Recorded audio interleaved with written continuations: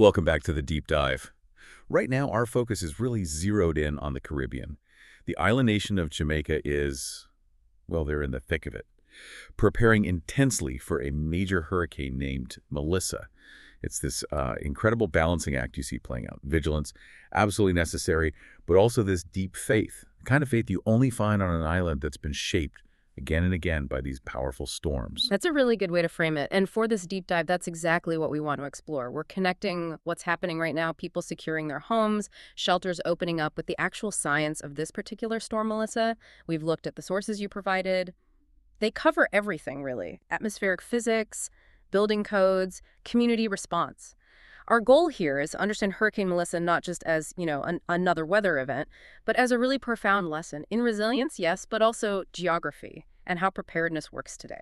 Okay, let's start with the storm itself then, Melissa. The sources say it began pretty quietly back in mid-October, just thunderstorms initially. That's right. It wasn't a sudden explosion. It was gradual. Took its time getting organized, gathering that energy. But by October 22nd, things had changed. The Meteorological Service of Jamaica saw enough sustained structure, enough potential to issue a tropical storm watch. So even then, it was clear this wasn't going to be a quick hit, more of a slow burn. Exactly. Patience was going to be tested. It was drifting, consolidating power, not racing across the map. And that slow consolidation really ramped up. By the 25th, October 25th, it wasn't just a tropical storm anymore. No, by then it had intensified into a full hurricane, a major one. But here's the thing, the absolute defining characteristic that jumps out from all the data, the thing that should genuinely worry everyone, it's the speed, or a lack thereof. This is the detail that's just staggering. It really is. Melissa is moving at just 1 mile per hour. That's about 2 kilometers per hour. You hear meteorologists using terms like almost still, crawling. That's not hyperbole. 1 mile per hour. I mean, just to put that in perspective, typical hurricanes move, 10, 15 miles per hour, sometimes faster. That's a good baseline, yeah. 10 to 15 is pretty standard. A storm moving at, say, 12 miles per hour might cross a significant distance, maybe 300 miles, in a day, Melissa. At 1 mile per hour, it's covering barely 24 miles in that same 24 hours. That difference it's huge. It fundamentally changes the threat, doesn't it? Completely. Think about it. A fast storm brings intense conditions, wind, rain, surge, but it passes relatively quickly over any single point. When a system crawls like this, at 1 mile per hour, the sources warn it can drop. And this is their phrase, unthinkable amounts of rain over the same area for a devastatingly long time. We're not talking about a bad afternoon thunderstorm. We're talking potentially days of nonstop, heavy, flooding rain. So the slow speed is the aha moment, but the consequence, the real danger, is the water. Precisely. Water, water, water. What does that translate to in terms of actual rainfall projections for Jamaica? Because of that duration factor, the numbers are, they're alarming. Forecasters are predicting a broad area receiving 15 to 25 inches of rain across the island. That's bad enough. 15 to 25 inches is already massive. It is. But crucially, in localized spots, think valleys, areas under the most persistent direct rain bands, the model suggests totals could reach up to 35 inches. 35 inches. Can you contextualize that? Sure. 35 inches of rain. That's more than many places in, say, the UK or parts of continental Europe might see in an entire year. And here, it could fall over just a few days. That volume, delivered so quickly, it guarantees catastrophic flash floods, rivers overflowing their banks, and critically in Jamaica, devastating landslides on those steep slopes. And it's not just the rain falling from the sky.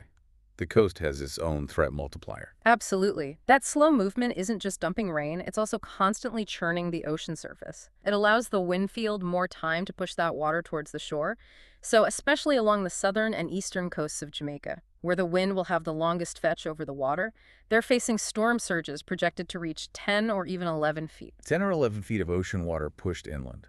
Exactly. So you get this terrifying compounding effect. The freshwater flooding coming down from the mountains meets the saltwater flooding coming in from the sea. For low-lying coastal communities, that's an almost impossible situation to deal with. It's an overwhelming physical threat. Yeah. Okay, let's shift gears a bit. From the storm itself to the people facing it, the sources really paint a vivid picture of the Jamaican response. It seems unique, this blend of very practical preparation and a deep, abiding faith. It's fascinating, isn't it? A kind of cultural case study in how societies manage existential threats. On one hand, you absolutely see intense physical action. People are out there securing zinc sheets on roofs, boarding up windows, checking their emergency supplies, practical stuff. But layered right alongside that, as the source material highlights, is this powerful spiritual belief. It acts almost like a psychological shock absorber. There's that anecdote. The man in St. Mary, he's physically securing his roof, hammering away, but he says something like, God already keep the storm back. It can't come through unless him say so. On the surface, that sounds almost contradictory. Why prepare so hard if it's already decided? And that's the nuance we need to grasp, the point the sources seem to be making. It's not presented as simple fatalism or superstition. It's framed more as a mechanism for resilience. That belief becomes an unseen force that steadies their hands. Think about it. When you're facing something this huge, the potential loss of everything, Yeah. the anxiety could paralyze you. Right. You could just freeze up. Exactly. This expression of faith seems to provide the mental and emotional strength needed to actually do the hard, practical work of preparing. It helps manage the fear, the internal chaos, so that the hands can focus on the external task, nailing down the zinc, packing the water jugs. It separates panic from focused action. And that same kind of focus, that intense practicality, we see reflected at the governmental level too, right? Coordinating a national response. Definitely. The official response seems very centralized and proactive. They understand that with a slow-moving storm like Melissa, time is the one resource you can't get back. Prime Minister Andrew Holness announced the activation of hundreds of shelters right across the island. And these aren't just designated buildings. The idea is they are pre-stocked sites. Food, water, basic medical supplies, ready to go. And the key agency coordinating all this is ODM. The sources emphasize their role. Yes. ODPM, the Office of Disaster Preparedness and Emergency Management, they are the nerve center. Right now, their job is really twofold: coordinating all the different agencies, police, health, local councils, and precise monitoring. They have teams specifically watching critical spots, river levels in known floodplains, and tracking those areas known to be prone to landslides, especially in the interior mountains. They know where that potential 35 inches of rain is likely to cause the most immediate danger. They're the eyes and ears directing resources. And below that central coordination, there's also a strong community element. Oh, absolutely vital. The community structures kick in almost instantly. Churches, schools, community centers, they often open their doors as informal or formal refuge points very quickly. It shows this really effective blend of top-down government planning and bottom-up community action. It's a lesson learned from past storms, ensuring even people in remote villages have somewhere nearby to go. That focus on preparation and structure leads us right into the next critical piece: how Melissa interacts with the land itself. Jamaica's geography is key here, isn't it? Especially with a storm moving this slowly, it's going to spend a lot of time interacting with the terrain. This is where the physics really meets the potential for human disaster. Jamaica isn't some flat sandbar. The sources call it a rugged rain-catching jewel, and that's accurate. The sheer height and the steepness of the mountains directly influence how much rain gets squeezed out of that slow-moving air mass. They become part of the rain-making engine. And the dominant feature, the main wall facing the incoming moisture, especially in the east, are the Blue Mountains. That's right. The Blue Mountains peak at over 7,400 feet. That's 2,256 meters. They form this immense natural barrier. When the moist, unstable air circulating within Hurricane Melissa hits these slopes, it triggers a very specific, very efficient process called orographic lift. Okay, let's break that down. Orographic lift. What's happening mechanically, and why does it mean places like Portland get so much more rain? Okay, imagine the mountain range like a giant ramp, or maybe like squeezing a wet sponge. This air, already full of moisture from the tropical ocean, is flowing towards the mountains. It hits the slopes. It can't go through them, so it's forced upwards. That upward forcing is orographic lift. And going up cools the air down. Exactly. As air rises, it expands, and as it expands, it cools. Rapidly in this case because the slopes are steep. Cool air can't hold as much moisture as warm air, so that water vapor rapidly condenses back into liquid water, forming thick clouds and incredibly heavy rainfall. So the mountains basically amplify the storm's own rainmaking process. Precisely. They maximize the efficiency. And crucially, because Melissa is crawling at 1 mile per hour, the same air parcels are being forced up those slopes, cooled and condensed for hour after hour after hour. That's why parishes right up against those mountains, Portland, St. Mary, St. Andrew, they always record the highest, often catastrophic, rainfall totals during these events. The mountains aren't passive bystanders. They are active participants in generating the flood threat. Which brings us to that question people always ask, that hope, maybe. Won't the mountains protect us? Won't the storm just go around? It's an understandable hope. And, well, there's a tiny grain of truth, locally speaking. The friction from the very rugged terrain, the trees, the steep slopes, the valleys, it can slightly disrupt the wind flow right at the surface. It can reduce wind speeds a little bit in sheltered spots. But that surface friction, it's not going to steer a massive hurricane system. Not even close. It's negligible on the grand scale. Mountains cannot control the path of a major hurricane. Think about the scale difference. The hurricane is this vast atmospheric engine, tens of thousands of feet deep. The mountains are, relatively speaking, small bumps underneath it. The steering happens way up high, dictated by huge weather patterns. Okay, so if the mountains don't steer it, what does determine Melissa's path? What's going to make it potentially turn north, as predicted? Its path is governed by the large-scale atmospheric flow, often called the steering currents. These are deep-layer winds, miles above the surface. We're talking about massive features like ridges of high pressure, which act like walls, blocking a storm's path, or troughs of low pressure, which act like channels, pulling the storm along. In Melissa's case, the forecast models show a large-scale atmospheric trough digging down from the north. And a trough is basically like a valley in the air pressure patterns high up. That's a good way to visualize it, yeah. A dip or a channel in those upper-level winds. This trough is expected to act like a giant steering wheel, capturing Melissa and pulling it northward, away from its slow westward drift. Maybe towards the Cayman Islands, maybe just out into open water. It overrides any minor influence the Jamaican terrain might have. And this is so important for people to understand, especially with slow storms. Even if that trough pulls the eye away, preventing a direct landfall, Jamaica isn't suddenly safe. Not at all. This is perhaps the crucial lesson from Melissa's slow nature. Because the system is so large and slow-moving, even if the center stays offshore, those prolonged bands of rain can just keep training over the island, hour after hour, like a fire hose stuck on one spot. The catastrophic flooding, the landslides, those are almost inevitable given the rainfall projections, regardless of exactly where the eye tracks. For Jamaica right now, the primary danger remains water, not wind. Which leads us perfectly into discussing the most dangerous, most misunderstood part of any hurricane. The calm center, the eye. We need to be really clear about this. Absolutely. The eye is probably responsible for more preventable injuries and deaths during hurricanes than anything else, simply because people misinterpret what's happening. When the eye arrives over your location, the change is dramatic. It can be almost eerie. The howling winds suddenly stop. The torrential rain might ease to a light drizzle or stop completely. The air goes still. If it's daytime, you might look up and see patches of blue sky or even sunshine. It feels like it's over. The ultimate false sense of security. It really is, and the message has to be absolutely clear. The eye is the midpoint, not the end.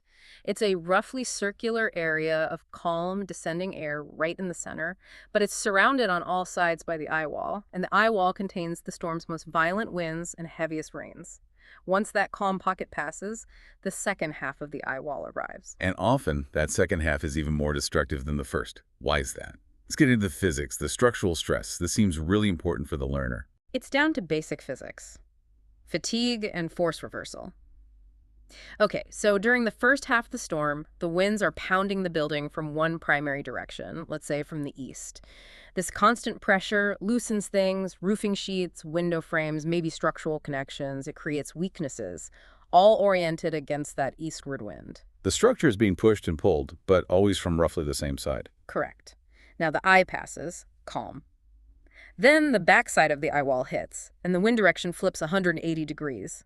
Suddenly, the wind is hammering the structure from the west. Ah, so everything that was just pushed eastward is now being violently pulled or pushed westward. Exactly. Any connection that was loosened or compromised by the first half is now hit from the opposite direction. That reversal maximizes the stress. Think about bending a paperclip back and forth. It breaks much faster than just bending it once. Roofs that were lifted slightly by the first half might get torn off completely by the second half. Walls that were stressed inwards are now stressed outwards. The sources confirm this happens all the time. Roofs peel off after the calm, power lines snap, debris starts flying again. The second hit exploits the damage done by the first. And there's a powerful, tragic, historical example of this very phenomenon in Jamaica, Hurricane Gilbert in 1988. Gilbert is the classic, terrible lesson in the danger of the eye. Gilbert's eye was huge, and it moved right across the length of Jamaica. Back in '88, public understanding of hurricane structure wasn't as widespread, or perhaps people were just desperate after hours of onslaught. Many ventured outside when the calm arrived. They saw the break in the weather, maybe the sun, and thought, okay, it's over, let's check the damage. Precisely. They went out to check on neighbors, assess their property, and they were caught completely exposed and unprepared when the western eye wall slammed into them minutes later. That second strike hitting already damaged buildings and catching people out in the open significantly increased the devastation and, tragically, the number of fatalities. The rule is absolute, non-negotiable, born from hard experience. Never leave your shelter during the eye. You wait. You wait until the official authorities give the all-clear signal, period. Understanding that danger and the sheer power involved makes looking back at Jamaica's history with direct hits even more sobering. It provides context for Melissa. It really does. The island's memory is long when it comes to storms. And surviving these direct hits has fundamentally shaped building practices and preparedness culture. The benchmark, the one everyone remembers most vividly, is Hurricane Gilbert in 1988. The Category 3 when it hit Jamaica. And it didn't just clip the island, it tracked right across its entire length, east to west. Moran Point to Lucia. Yeah, it was a direct hit on the whole country, essentially. Winds over 125 miles per hour. It flattened agriculture, caused massive structural damage everywhere. The economic impact was just staggering, over $4 billion in damage, and that's 1988 money. Gilbert forced a complete rethink of construction standards, insurance, everything. And even before Gilbert, there were others. Charlie in '51. Hurricane Charlie, 1951, also a Category 3. Its track was particularly devastating because the eye passed near Kingston. So you had the capital city, the most densely populated area, taking the brunt of the wind and catastrophic flooding. Huge impact on the nation's core infrastructure and economy. And much more recently, we had Hurricane Sandy in 2012. Sandy's often remembered for its impact further north, but it hit Jamaica first. Only a Category 1 then, though. Correct. Category 1 at landfall in Jamaica. But its path was significant. The eye crossed over the east central parishes, St. Thomas, St. Andrew, Portland. Those are the areas most vulnerable to that orographic rainfall enhancement we talked about. Even as a Cat 1, Sandy caused widespread power outages, peeled off roofs, and showed that even weaker systems can cause significant disruption if they hit vulnerable areas directly. And then you have the near misses Ivan in 2004, Dean in 2007, Matthew in 2016. Storms that track nearby, causing significant impacts even without a direct eye crossing. They constantly reinforce the need to be ready.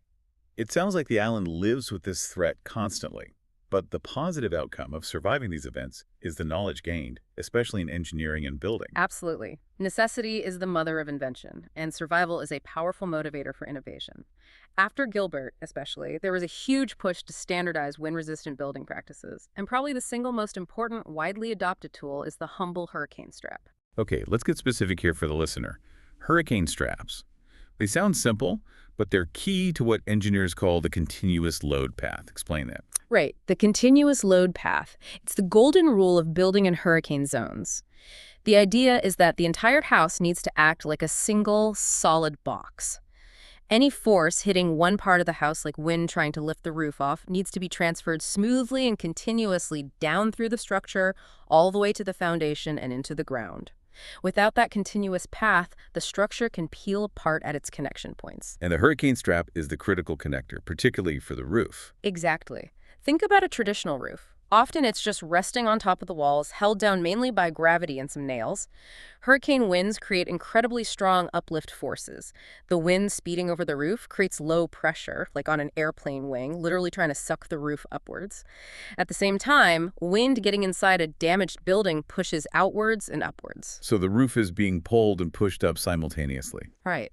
The hurricane strap is typically a piece of engineered metal, often galvanized steel, that physically connects the roof trusses or rafters directly to the top of the walls. And other straps or anchors connect the walls securely down to the foundation. It creates that unbroken chain. It prevents the roof from lifting off and allows the whole structure to resist both that uplift force and the lateral force, the sideways push from the wind. So what are the standard things builders in Jamaica incorporate now, based on these hard lessons? Well, roof-to-wall straps are pretty much standard now, especially in new construction or major renovations. You also see a big emphasis on securely anchored foundations, making sure the whole house can't slide or lift off its base, especially with saturated ground or storm surge. Inside the structure, you'll see more cross-bracing in walls and roof structures to prevent twisting or racking under pressure. And increasingly, especially relevant for a storm like Melissa, there's a focus on proper site drainage and grading. Getting that massive volume of water away from the foundation quickly is critical. And this isn't just about meeting building codes anymore, is it? It's actually becoming a feature, something valuable in the real estate market. It absolutely is. Climate resilience is now a selling point. Developers know this, particularly in new high-end housing or tourism projects, especially on the coast or hillsides. They actively advertise the hurricane-resistant features. Buyers, especially international ones, are looking for that security. Resilience adds tangible value. Can you give some examples? How does this look in modern Jamaican architecture? Sure. In coastal areas like Montego Bay, you might see new villas built slightly elevated on reinforced concrete pillars or platforms. That's a direct response to storm surge and flooding risk. In Kingston, newer high-rise buildings will often use impact-resistant or wind-resistant glazing for windows' much stronger glass and frame systems. But it's also about rediscovering some traditional design wisdom, things like wide roof eaves to protect walls from rain, properly ventilated roof spaces to reduce pressure buildup, strong verandas that can handle wind load. It's a blend of old and new knowledge, all aimed at survival. Okay, we've covered a lot: the unique slowness of Melissa, the mountain's role, the danger of the eye, the history, the engineering. Let's try to synthesize this now. What is the absolute core danger Jamaica faces from this specific storm, Melissa? When you boil it all down, the primary overwhelming threat from a slow-moving storm like Melissa is water. Catastrophic flooding from rainfall, exacerbated by orographic lift in those mountainous parishes St. Mary, Portland, St. Andrew are prime examples. And devastating landslides triggered by that prolonged, intense saturation of the soil. Melissa's 1-mile-per-hour crawl makes the duration of the rainfall the absolute enemy. Yet, even facing that grim forecast, the sources emphasize this enduring Jamaican spirit. That phrase again, gotta keep way. Faith alongside the sandbags. That resilience, both spiritual and practical, seems constant. The source material puts it really well.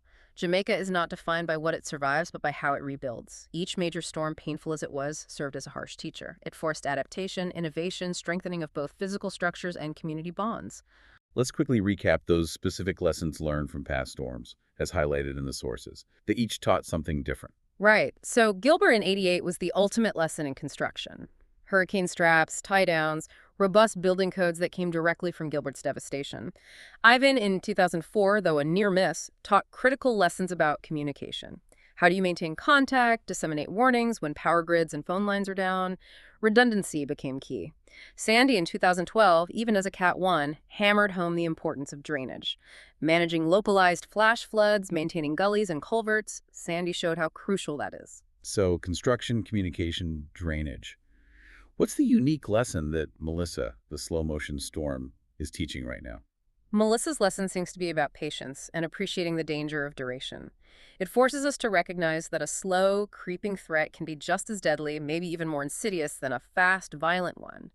The destruction isn't instantaneous wind damage, it's cumulative water damage, soil saturation happening over hours and days. The danger isn't flashy, it's relentless, grinding persistence. Okay, building on that, here's a final thought. Connecting Melissa's specific science to how we might think about risk more broadly. The sources note that Melissa's incredibly slow speed means the ground gets saturated sooner. Yes, that's the paradox, isn't it? The slowness actually accelerates the onset of the core danger. You effectively have less time to react to or mitigate the flooding and landslide risk because the ground reaches its saturation point much faster than if that same amount of rain fell over a wider area during a faster-moving storm. The duration compresses the effective response window for the water-related impacts. So what's the provocative question this raises for you, the listener, thinking about risk in your own context, work-life environment? I think it fundamentally challenges us to ask, when we assess risks, are we putting too much emphasis on the intensity? The Category 4 wind speed, the sudden market crash, the acute crisis moment. Are we focusing on the sharp shock? And in doing so, are we maybe underestimating or even ignoring the silent cumulative danger of duration? Melissa is a powerful reminder that the long, slow, grinding process, the risk that builds incrementally, the threat that we might dismiss because it lacks immediate dramatic intensity, can often be the one that leads to systemic failure, because its relentless, time-bound, cumulative effect wears down defenses in a way a sudden shock might not. Maybe we need to pay more attention to the slow threats, not just the fast ones.